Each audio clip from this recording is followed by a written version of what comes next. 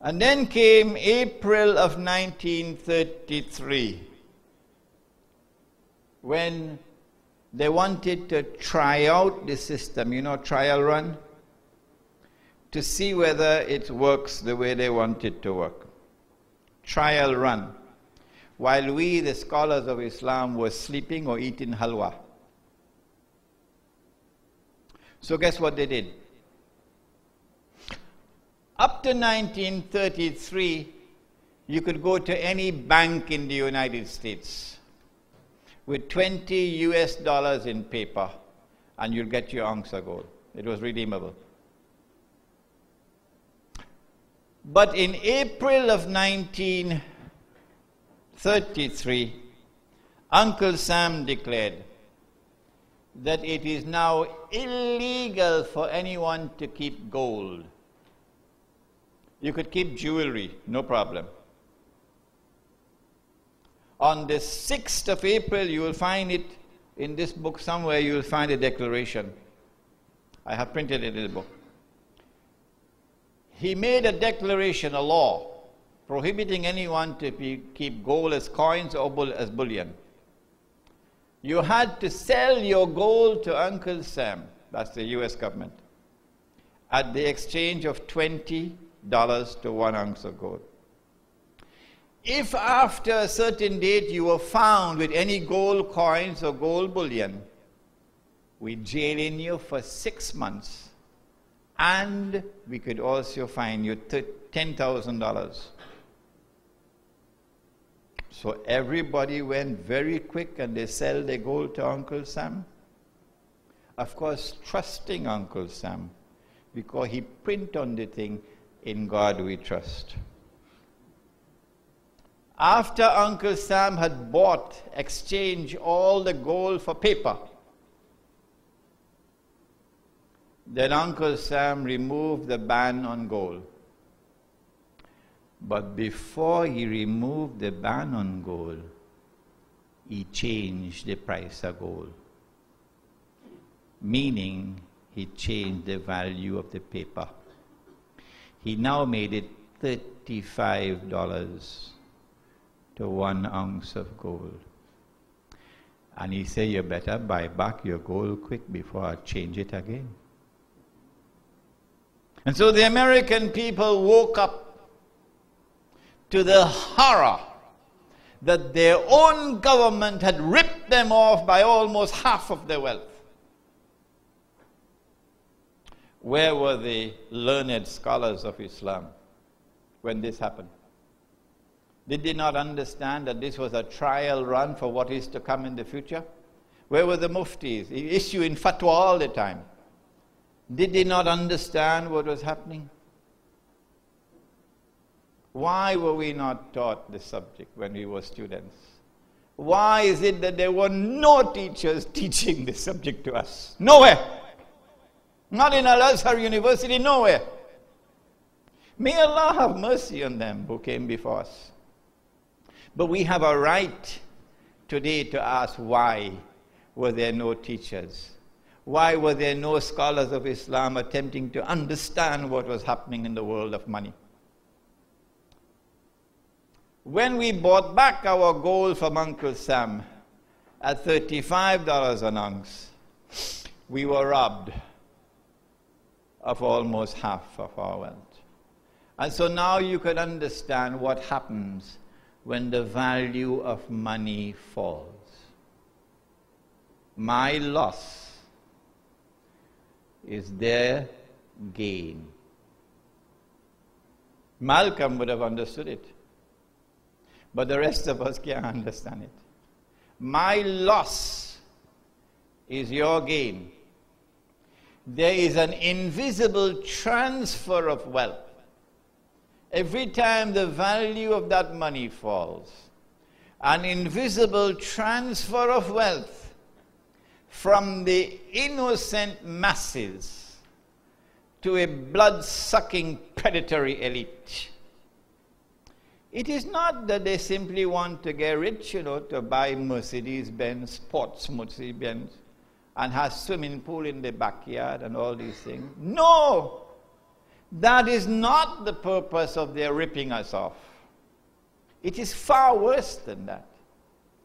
But in order to understand that, you have to come to Allah and His Messenger for them to explain to you that the purpose of the corruption of money, the replacement of sunnah money with this artificial money, which is constantly losing in value, the purpose for which it functions is to rip off mankind of their wealth, to reduce mankind to poverty, to reduce mankind to destitution, so that massa can rule without having to send the American Marines in. He rules you now through systems, not through armies anymore.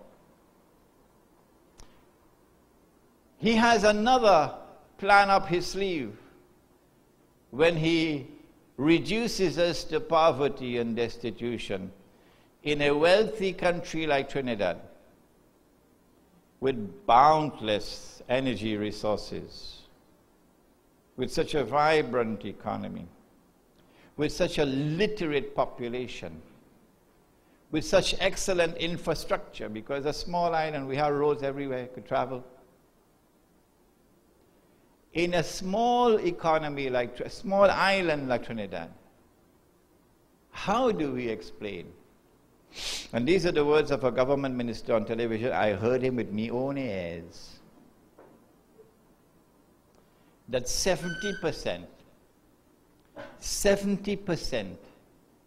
this is Danny Montano, 70% of the working force of this country earns less than $3,000 a month. Poverty level. How do we explain that a small elite in this country living it up, wealthy and growing richer, when in a powerful economy like this, so many people remain simply at the level of being able to meet their monthly expenses barely every month? That's all. Is this by accident or is this by design? This ain't bad, you know. At least you could still buy your doubles. But go to Indonesia now, as I've been to Indonesia. Go to Turkey. In Indonesia, the Indonesian rupiah collapsed about 4 or 5 years ago, overnight, to 20,000 rupiah to $1 US. And Indonesia lost more than half its wealth overnight. Where it gone? Ask Singapore now. Ask Hong Kong. And ask Manhattan.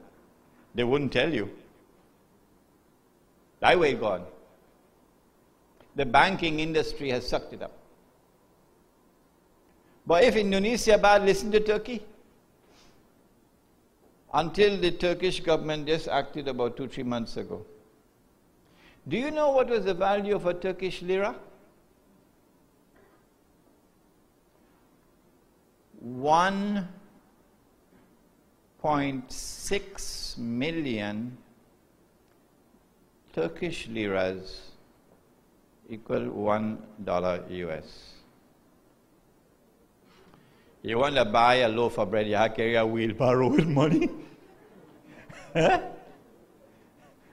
I had a very enjoyable experience in Indonesia. My wife wanted to do some shopping. So I said, take $1 million. I gave her $1 million to go shop. $1 million in Indonesian money was about $100 US. When the people reach where Turkey reached, they call doubles. Trinidad still by the goat. What is the other basic function of this corruption of money? Number one is to rip us off, to reduce us to poverty and destitution, where we can no longer resist the slave master. You ain't going to march to no shagaramas anymore. You got to bow down and submit to massa. when you're in destitution. You're only concerned about your belly. But there's a second function for the corruption of money. And that is, the Prophet said, alayhi salatu wasalam, كَادَ الْفَقْرُ أَنْ يَكُونَ كُفْرًا,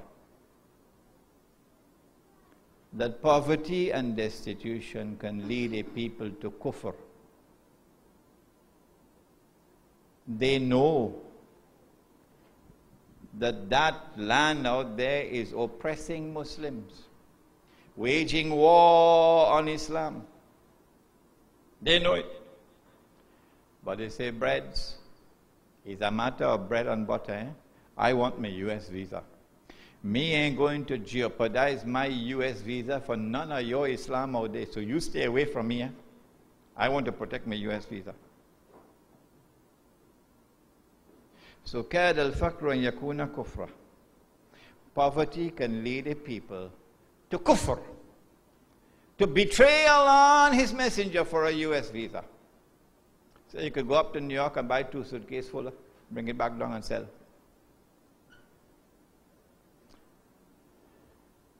This is the grand design of those who are in control of the world today and who have taken money, the Gog and Magog world order, and have corrupted it. It's not just haram. You can take it down now. It's not just haram. It is also riba. The Prophet said, alayhi salatu wasalam, I still have another 2 minutes. The Prophet said, alayhi salatu wasalam, if you meet a man coming to the market to sell his goods, and you buy his goods from him before he enters into the market, he come with a whole truckload of tupitambo. Sheikh Mustafa, you know what tupitambo? Oh, you know what tupitambo, okay.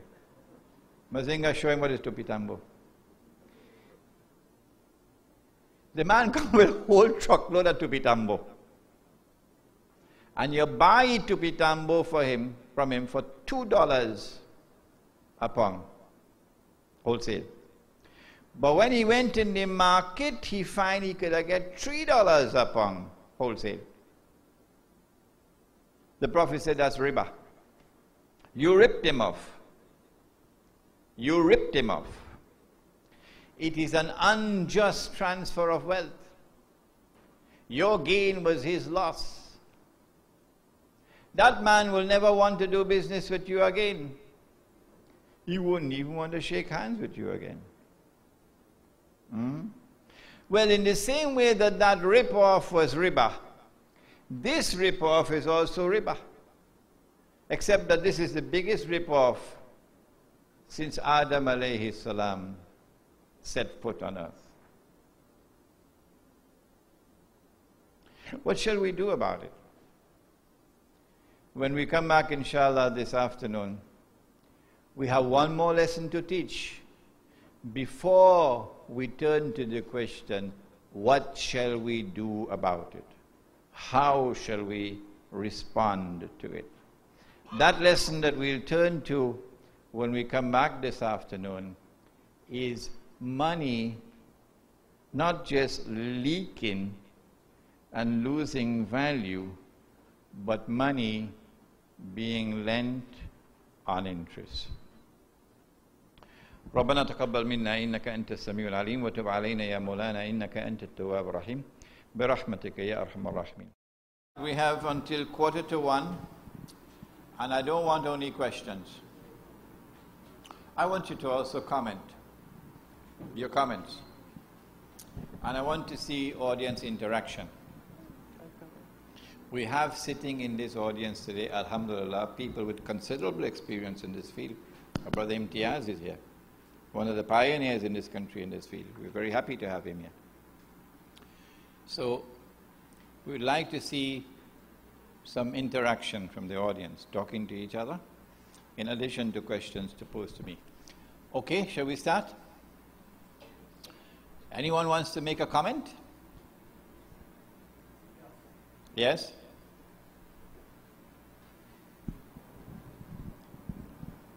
That's Fai's voice. Yes.